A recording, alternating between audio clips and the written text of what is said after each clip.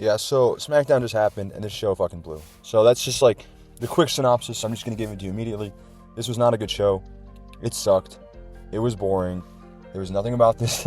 Seriously, and wrestling, WWE fans can be like, oh, this is good. What are you talking about? There was plenty to see. There was great. No. Once again, you can watch the highlights. You can go on Twitter for your reactions. You can go watch some reels, whatever you like, TikTok. There's no real reason to sit and dedicate 2 hours to this product. I swear to God, you are crazy if you think this is worth watching for 2 fucking hours. Raw gives you more.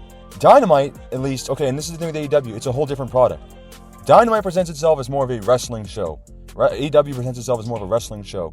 So at least they're doing what they present, okay? They're staying true to what they are, even if it sucks sometimes. This shit is just not good. It's just simply put, not good. That's the final take I have on this. It's not good. Let's just get into it a little bit. The beginning segment was okay, actually. This made me laugh. And it gave us some clues to the future. Naya's acting all power hungry, and look at me, I'm the one who has a title, and she's acting all bigger than she is, even though she's huge, whatever. And she's doing it to Tiffany and the Pretty Deadly Boys, and it was fine, all right. And it kind of gave some clues as to when they're gonna break up, and Tiffany will be the one to go babyface, and it's fine. This was okay, and Pretty Deadly made me laugh a little bit. So this wasn't even bad, actually. All right, but then why did Mi Chin, of all the people, and I get it, they're setting her up for like a soft title match, but like Mi Chin sucks. Mi Chin sucks. So I don't even really like to see her on the screen because she's so trash. I just think she's trash. I'm sorry, she's trash. For me, she sucks. So, she interrupts some and hits him with a bunch of kendo sticks and ruins the party, whatever. I guess something like that was going to happen anyways. Fine. Let's move on. And then Andrade, this was the highlight of the show early on. Andrade versus Carmelo Hayes. These two have such fucking good chemistry. They work so well in the ring together. And the correct result occurred. Melo beat Andrade. I like Andrade better, but Melo beat him, okay? Melo beat Andrade, and now it's 2-1, and we're going to continue this feud. And by the end of the match, Melo was flexing in his face. He was being braggadocious as per usual. And Andrade blew off on him and punched him or something. And then they ended up getting a bunch of heat. They started fighting each other. It was good. That was fine. It actually looked like a real wrestling heat, real wrestling, beef. And I'm like, all right, I like that actually. So this was fine. Continue that feud. That's probably the highlights of the show right there, to be honest. Right there was the highlights for me.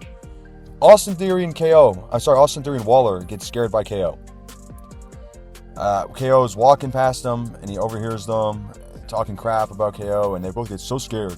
We're both so scared. Like, such pussies, man. Like, I don't know why they have to be presented as fucking pussies. And it's just so stupid. And then KO kind of does this whole promo. That wasn't really bad. Where he's like, yeah, I'm just a loser. Yeah, I keep losing. I have a bad win-loss record, whatever. And he's just doing his little thing, and, it's fine. I don't mind it. This was okay. But, again, it's just like, why are you two getting so fucking scared? Like, why do they have to treat these two like bums? Like, you already have no reputable heels. We keep saying this. Has been a point I made on the show, or on this channel, on my Twitter. There's no heels. These were supposed to be the heels. So it's like, why do they always have to come off like bums? Like, again, whatever. And this may have happened after, before. Maybe I have this order fucked up. I don't even care. Naomi and the other two, the big three, Bianca and Jade, they had a little get together and they're just talking. And I'm just gonna be honest, they're so annoying. Like, their conversations are not organic. Like, they just sound so fake. It doesn't sound like they're real people. Like, and that's usually the case, I guess, with wrestling. But it's like these three, like, not really as much Naomi, funnily, but it's the other two. They have like no chemistry. They really don't. They sound so fake. It sounds like Disney Channel. It's like watching Disney Channel, except even worse. So it's like no chemistry between Jade and Bianca, and Jade is just still doing nothing because WWE does not trust her. It's so clear and obvious. They don't trust her with a big match. They don't trust her with a big story. It's so obvious, man. They're scared. She's had some botches. They don't think she's ready. They have Bianca still babying around. They're wasting Bianca, by the way, because the women's division really could use some more people, especially on SmackDown, I guess. Raw, it's being held up, with Rhea and Liv, but SmackDown, and I guess SmackDown is being sort of held up, but SmackDown's women's division sucks. That title is boring right now. Even though I like Nia as champion over friggin' Bayley, it's boring. So maybe Bianca wouldn't hurt to have back there, but it's like, she's kind of trapped with Jade because they do not trust Jade. They do not feel confident with Jade, with big programming yet, clearly. And then what comes after? KO ends up beating Waller, predictably, and then Waller and Theory about to hit KO with steel chairs, and And then Cody comes for the save. And then obviously it works. He saves them. He saves KO and beats him up.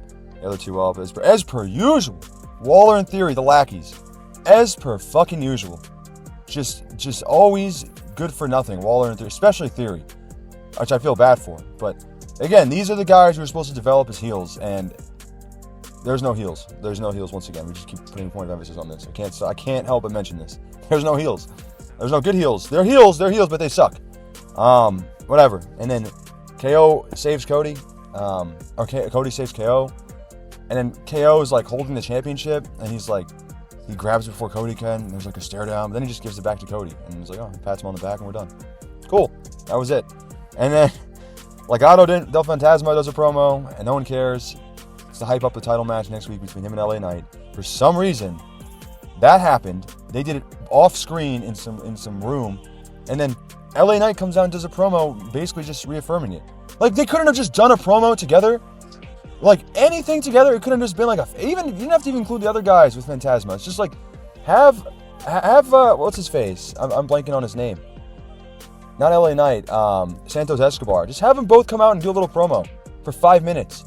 Instead, it's like LA Knight is to come out after that's just happened and go, yeah, it's happening. Like, thank you. Okay. I like to see LA Knight. The crowd does too, so whatever. DIY loses to the Profits for the number one contenders match for the tag titles. That was a good match, so I don't even really care to, I have nothing bad to say about this. It was a good match. It was a really good match, actually. And the Profits will most likely lose to the Samoan boys, to the tribal chief guys. I don't even know. Well, I'm blanking on names. It's so late. I'm so tired. I'm sorry. But they're going to lose to Jacob and Tama Tonga. So, whatever. But cool. Good, honestly, good match. I'm not even being sarcastic. Good match. Whatever. And then, here's the end of the show. If you didn't know already, there was like a report that came out that said Roman's not coming back until the middle of September. So, basically like a month. All right? So, we already knew what was coming. Roman was being, the whole time, they were kind of hyping up on the show. There's going to be this big altercation between Solo and Roman. Oh, my God. Oh, whatever, man. Okay, sure. And we already knew it was coming. Roman's going to be written off TV. All right? Roman's going to be written off TV. So what occurs? So Roman first starts beating him up. Him and Solo have their face-off. Tama's in the corner. And while they have this face-off, just look at the size difference, man. Solo's 5'10". Roman's 6'3". Like, it's 6'2", 6'3". It's like these two look vastly different than each other. One looks serious.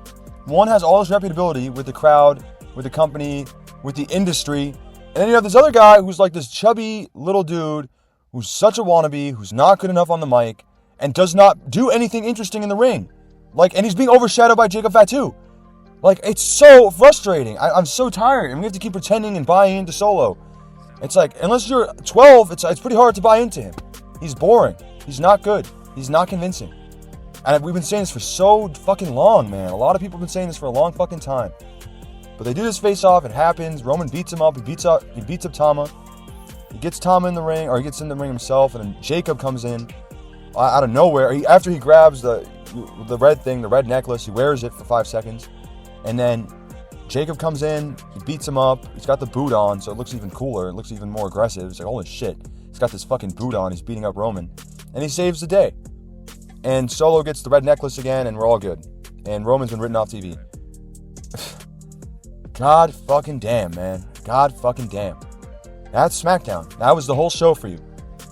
And it's insane. A lot of the wrestling fans, a lot of Smackdown WWE fans were like, this is great stuff. This was great stuff.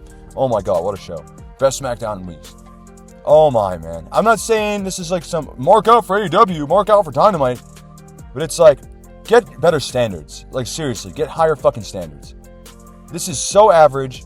You're being robbed of your time.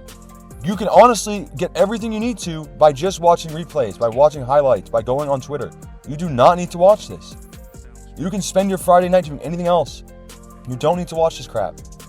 It's too predictable. It's generic. And once again, there's no overarching characters. There's no depth. None of this is interesting.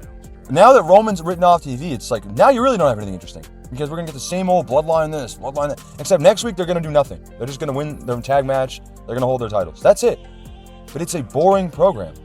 It's an unbelievably boring program. I'm sorry. It is. It is. Especially when Raw is cooking up bangers every fucking week. With great promo work. With great mic work. With great convincing stories. Like, how does anyone watch this shit and go, yeah, this is it. This was the move. You're fucking wild, man. You're fucking crazy. Or you just accepted mediocrity. Like, seriously, you must have really accepted mediocrity if this is the case. Yeah, this is a bad show, man. Sorry.